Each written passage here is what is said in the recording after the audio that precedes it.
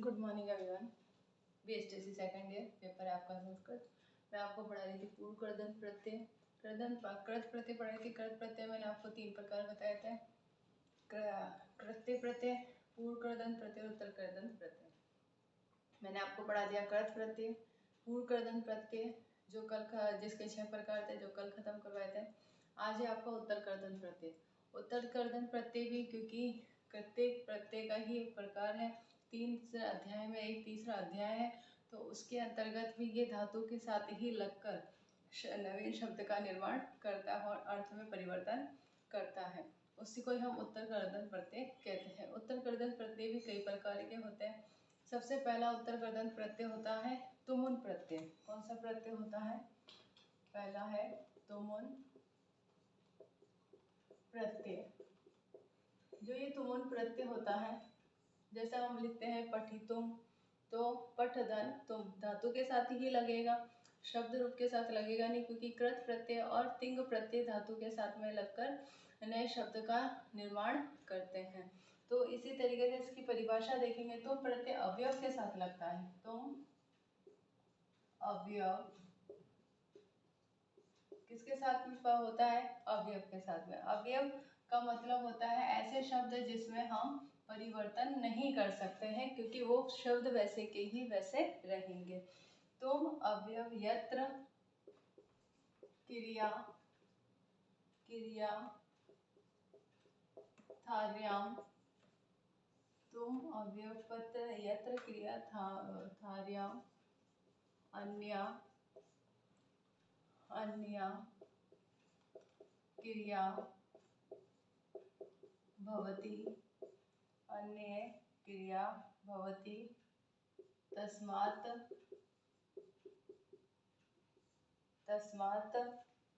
धातोः भविष्यति,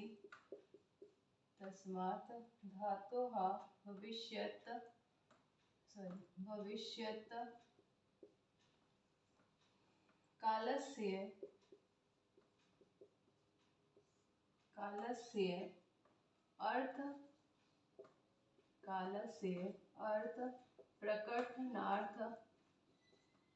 कालस्य अर्थ प्रकटनार्थ तुमुन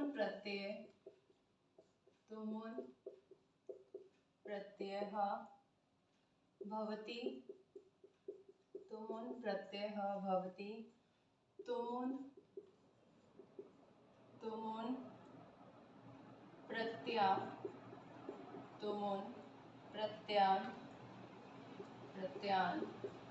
शब्दाः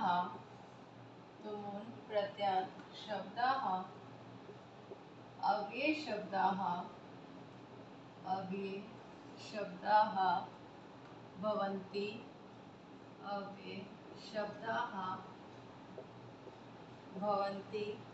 तुमुन प्रत्यय से तुम इति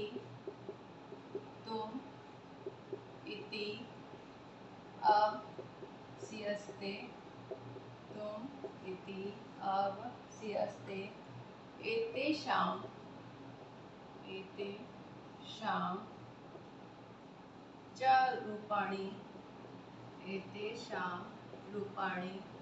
च रूपाणि न चलन्ति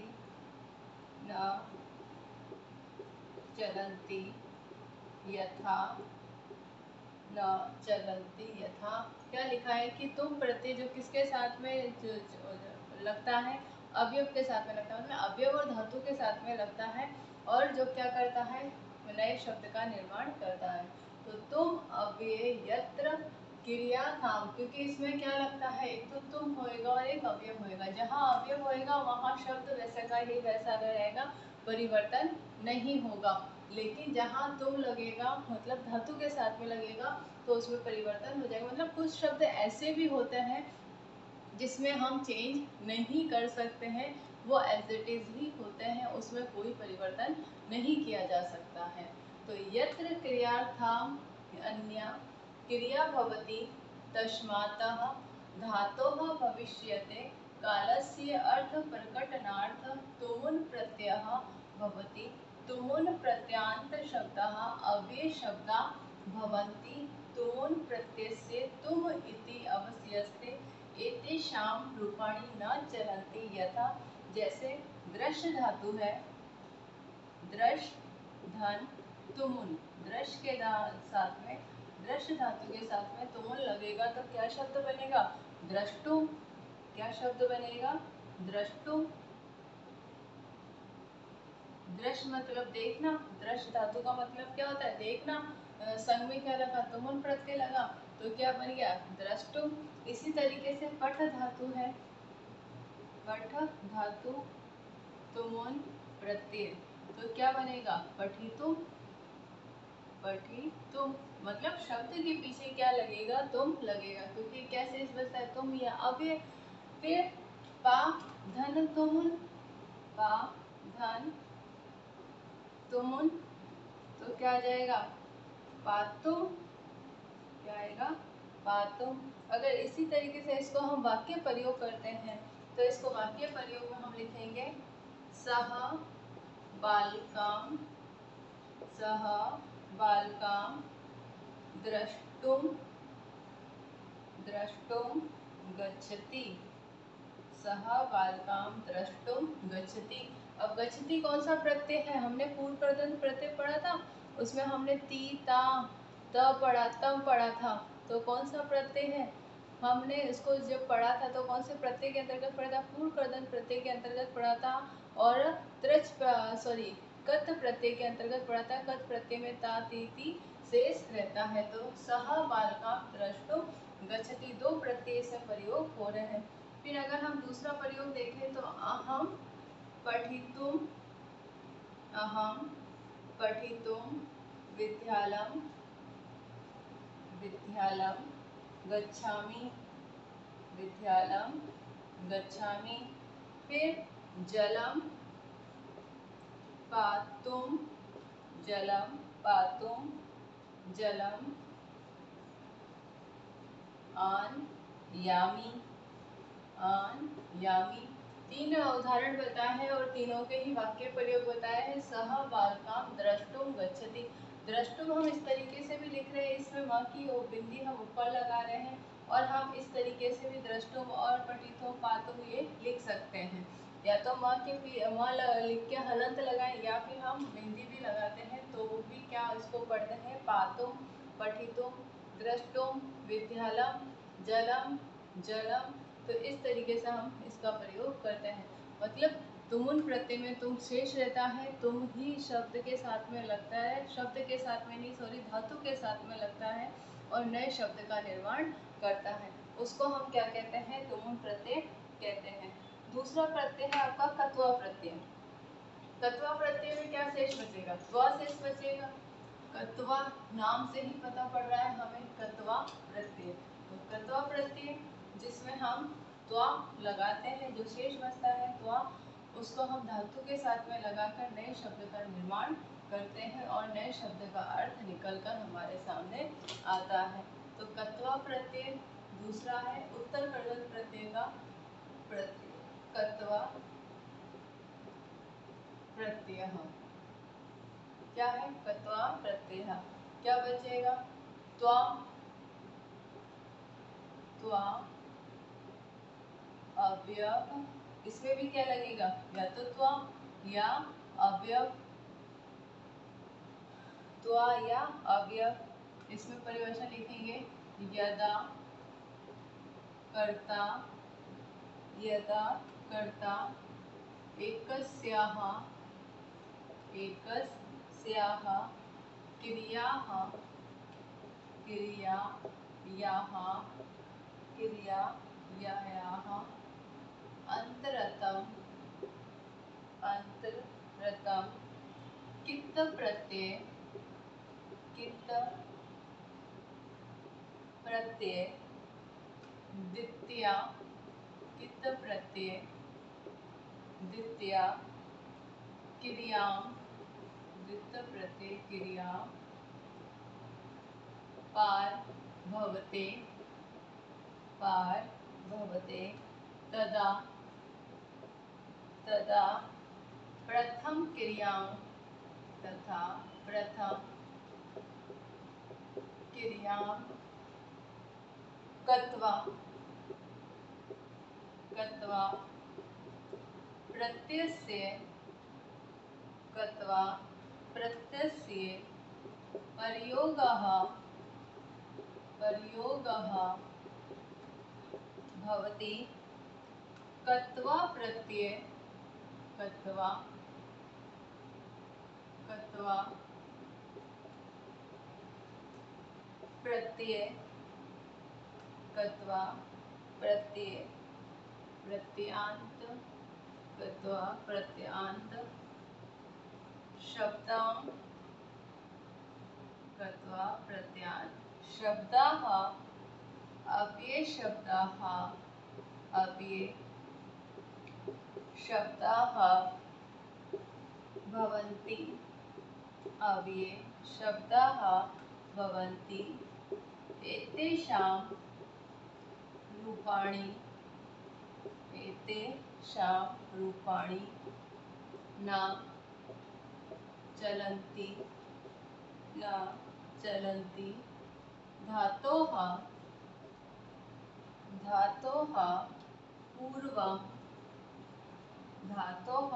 पूर्वम् उपसर्गस्य प्रयोगः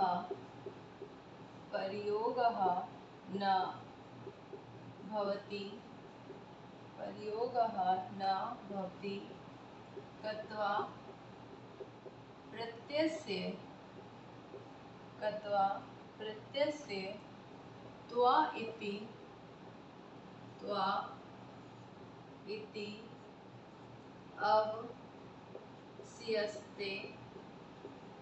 अवस्यस्ते यथा पठधन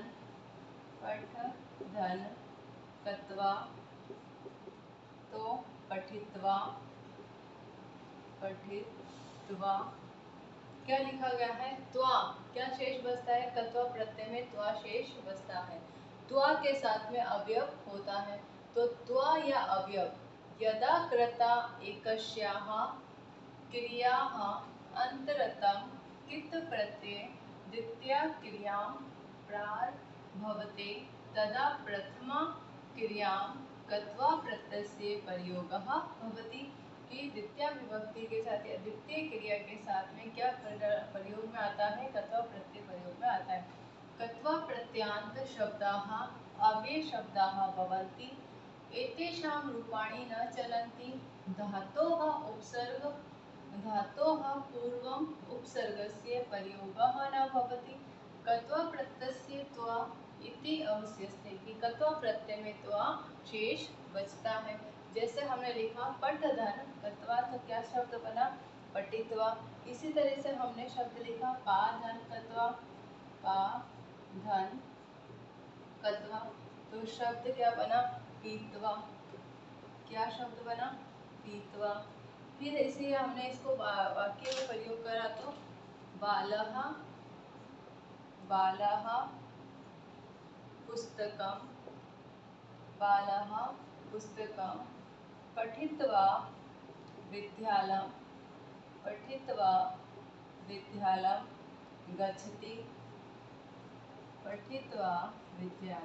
गच्छति बालः पुस्तकं पठित्वा विद्यालयं गच्छति। क्या शब्द आ गया? पठित्वा।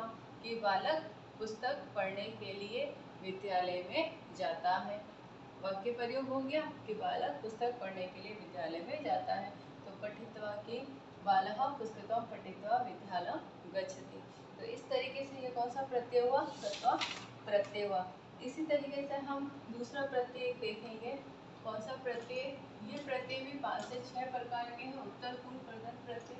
आपको ये ध्यान रखना होगा कि कौन से प्रत्यय का ये प्रकार है।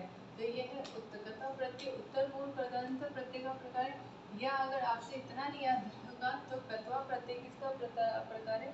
कत प्रत्यय का प्रकार है। एक और तीसरा है प्रत्यय गच्छ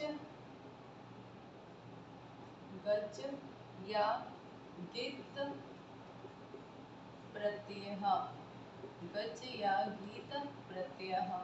इस प्रत्यय में क्या शेष बचता है? सिर्फ अ शेष होता है और अशेष पुल्लिंग में इसके शब्द चलते हैं। किसमें चलते हैं? पुल्लिंग में चलते हैं। उदाहरण जैसे हम लिख सकते हैं, उदाहरण हमारे पास में है पाठः। क्या उदाहरण है? पाठः, रामः। जो ये शब्द हम लिखते हैं ये सारे किस प्रत्यय के आते हैं? गच प्रत्यय के, जिसमें गित प्रत्यय हो, इसको गित प्रत्यय भी कहते हैं। इसमें क्या सिर्फ शेष बचता है? अशेष बचता है। रामः, फिर आ जाएगा, हम लिख सकते हैं दृष्टाः, ठीक है, गमः। इस तरीके से सिर्फ उसके पीछे क्या लिखेंगे? दो विसर्ग लगेंगे जिसमें गच प्रत्यय या गित प्रत्यय बचता है। तो आज मैंने आपको पढ़ाए 3 प्रत्यय। कौन से 3 प्रत्यय पढ़ाए? कत्वा प्रत्यय, तुमुन प्रत्यय और गच प्रत्यय, जो किसके भाग हैं? उत्तर पूर्व कर्दन प्रत्यय के। उत्तर पूर्व कर्दन प्रत्यय किसका भाग है? कत प्रत्यय का भाग है। तो कृत प्रत्यय का तीसरा अध्याय है। तो आज आपका गृह कार्य प्रश्न है,